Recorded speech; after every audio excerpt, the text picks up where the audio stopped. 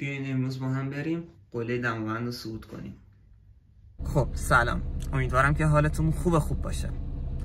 الان ساعت 5:15 صبح و دارم حرکت میکنم به سمت قله دماوند بام ایران و خیلی دوست دارم این قله رو بتونم صعود کنم. امیدوارم که موفق بشم و بتونم واسهتون ویدیو ضبط کنم و حس خوب اونجا رو به شما منتقل کنم. و الان هم بزنیم بریم به سمت پلور که 1.5 ساعت تو راهیم.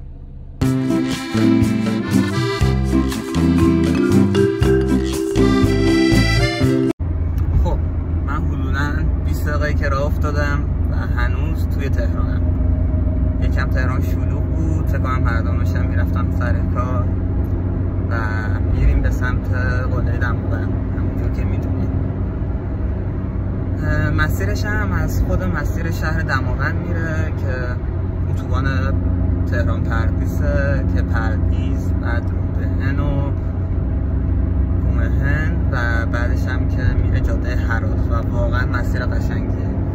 قله دماوند توی اون مسیر واقعا میدرخشه و حتی اگه میخواستیم برین شمال یه بار اون مسیر رو تجربه کنین، واقعا قشنگه. میریم که امیدوارم بتونم قله رو صعود کنم و شما هم امیدوارم اگه دوست دارین همتون بتونین قله دماوند رو یه بار تجربه کنین، لذت بخشین. من برم که دیر نرسم. اینم از قله دماوند زیبا.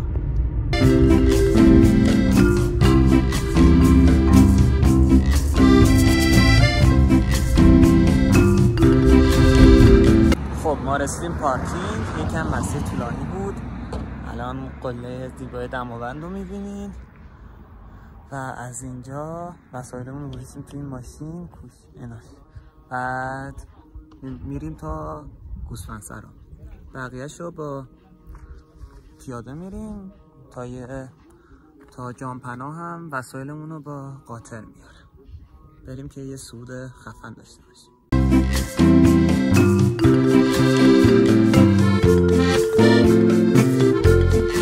ما رسیدیم گوسفندسرا.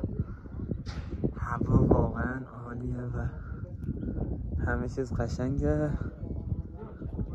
اینجا وسایلمون رو با قاطر میبرن. نفری فقط یه دونه کوله پشتی داریم، اونم بابامو دوست داشت. بریم پیش به سوی قله.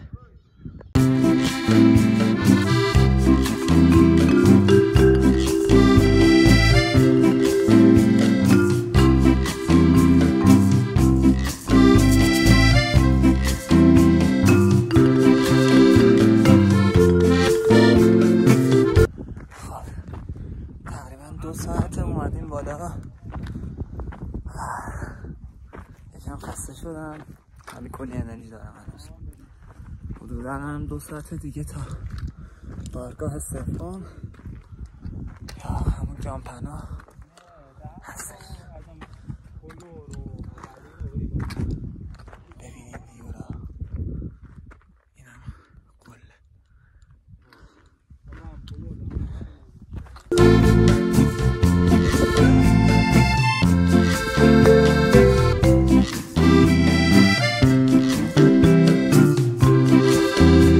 خب ما رسیدیم بارگاه سوم یا همون جانپناه.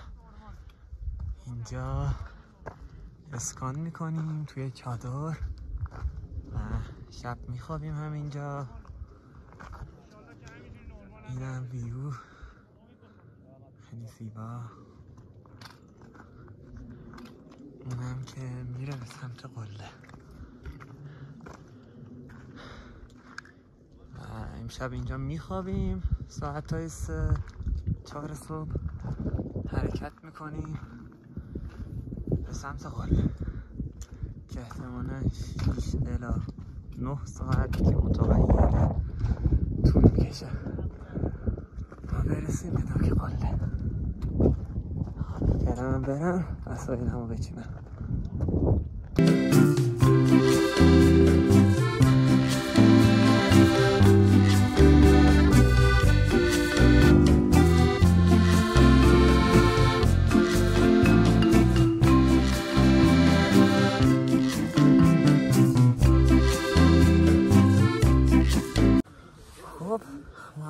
الان پناهیم، یکم استراحت کردیم توی ارتفاع 4200 متری، بارگاه سوم قله دماوند.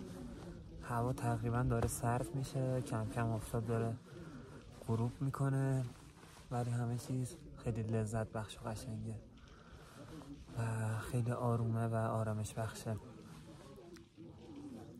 من که دارم خیلی حال میکنم. من که یکم از فضای شهری دورم، یه ورزش خوبیه، یکم آرامش بخشه، خیلی بهم حس خوبی میده و اینکه یکی از بهترین قله های ایران رو دارم صعود میکنم، یه اعتماد به نفس خوبی بهم میده که بعدش خودم رو بیشتر دوست داشته باشم که من رفتم دماوند. حالا نمیدونم، هر کسی یه طرز فکری داره دیگه. خب دیگه کم کم هم دارم آماده میشم برم بخوابم. من میخوام برم یکم خرید کنم، بعدشم توی کیسه خواب و توی چادر قرار بخوابم. یکم طبیعت رو ببینیم.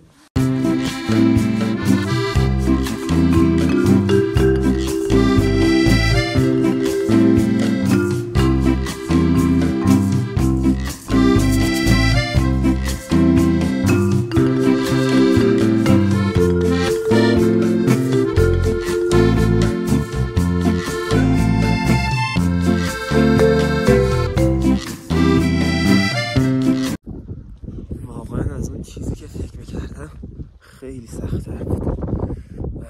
دیشب به زور خوابیدم تو سرما، واقعا هوا سرده.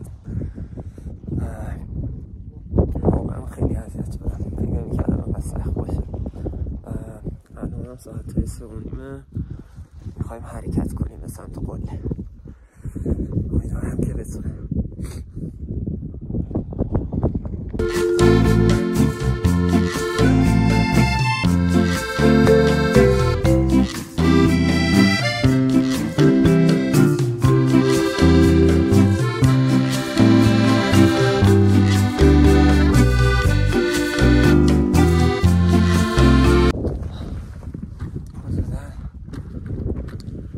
ساعته که حرکت کردیم،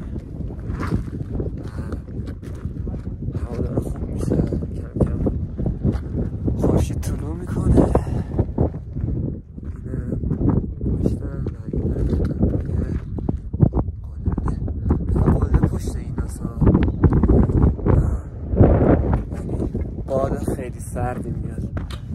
دیشب بیشتر از این اذیت شدم که صدای باد زیاد بود، نمیذاش بخوابم توی چادر.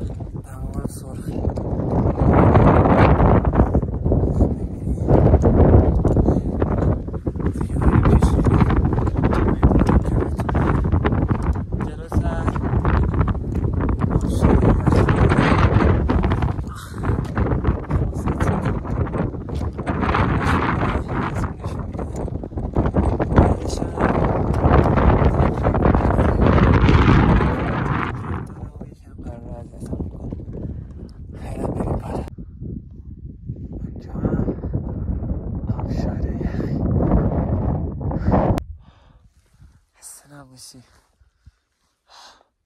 چقدر دیگه مونده؟ 2 ساعتی.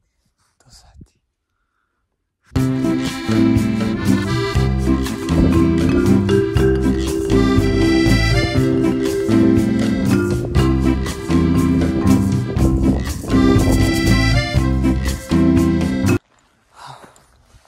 ساعت تو راهیم، رسیدیم به قله. واقعا اذیت شدم، هم کمبود اکسیژن احساس شد، هم خستگی، هم بوی گوگرد. امیدوارم این نیم ساعتم به خوبی بگذره و تموم بشه. اینم قله دماوند، ببینیم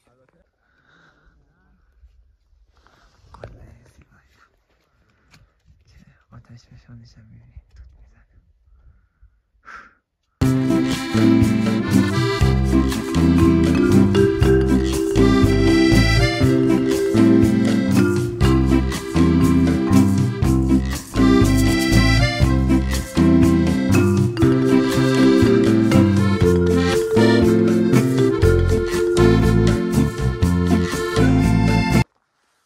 خیلی کم مونده دیگه، راه ندارم.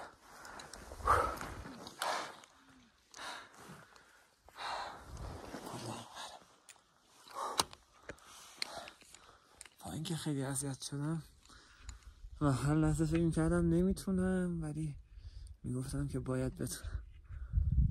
دستم خالی.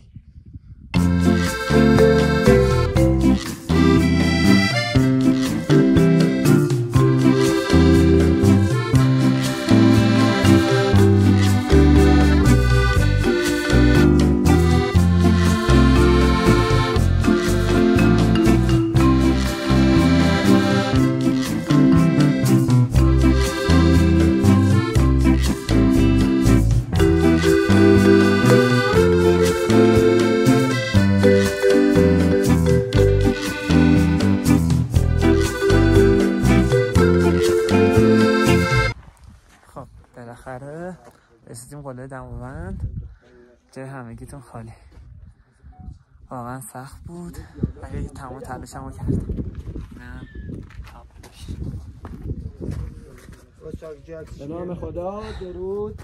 خدا شکر وقتی که رسیدیم خلوت بود و تونستیم زود عکس بگیریم.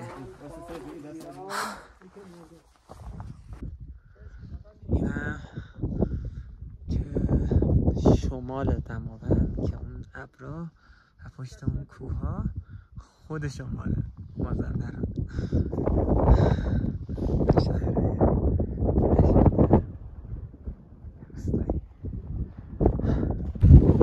بعد قله بدو برگشتیم چون خیلی گازهای گوگرد زیاد بود. حال هممون باید دیگه مسیر ویدیو بگیرم تا الان هم اومدیم به استاکامون.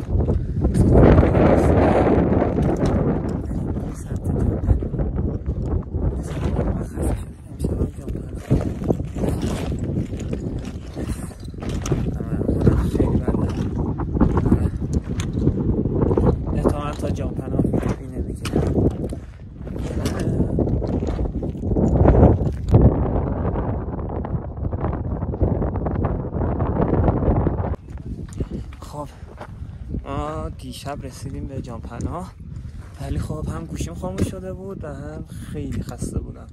یعنی من ساعت 9 خوابم برد تا ساعت 8 صبح امروز و نتونستم ویدیو ضبط کنم و الان هم داریم برمیگردیم و اینم قله.